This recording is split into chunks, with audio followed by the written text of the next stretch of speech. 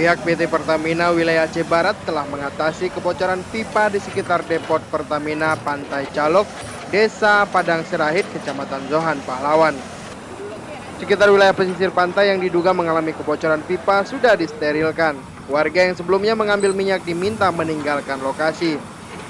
Sebuah kendaraan alat berat dikerahkan ke lokasi untuk memperbaiki bagian pipa yang bocor. Kepala Depot Pertamina Aceh Barat, Bastari, mengatakan kebocoran pipa diperkirakan akibat korosi. Menurutnya, kebocoran juga tidak berlangsung lama dan langsung dihentikan pemompaan minyak.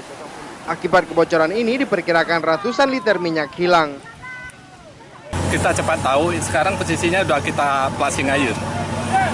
Pemompaan udah stop. Berlangsungnya pun nggak lama, apa paling kurang dari setengah jam tadi udah ketahuan. Itu pipanya kenapa? Kerosi.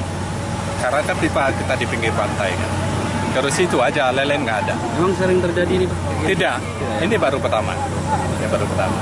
Makanya kita tangani dengan secepatnya. Kita panggil beko, langsung perbaikan. Perbaikannya nggak lama, sebentar. Pihak Pertamina juga mengaku kebocoran yang terjadi di pesisir pantai tidak mengganggu ekosistem laut. Pasalnya tidak ada minyak yang tumpah ke dalam laut. Akibat kebocoran tersebut, aktivitas bongkar muat depot Pertamina wilayah Melapu dihentikan untuk sementara waktu. Dari Aceh Barat, Diki Juanda melaporkan untuk Aceh Video.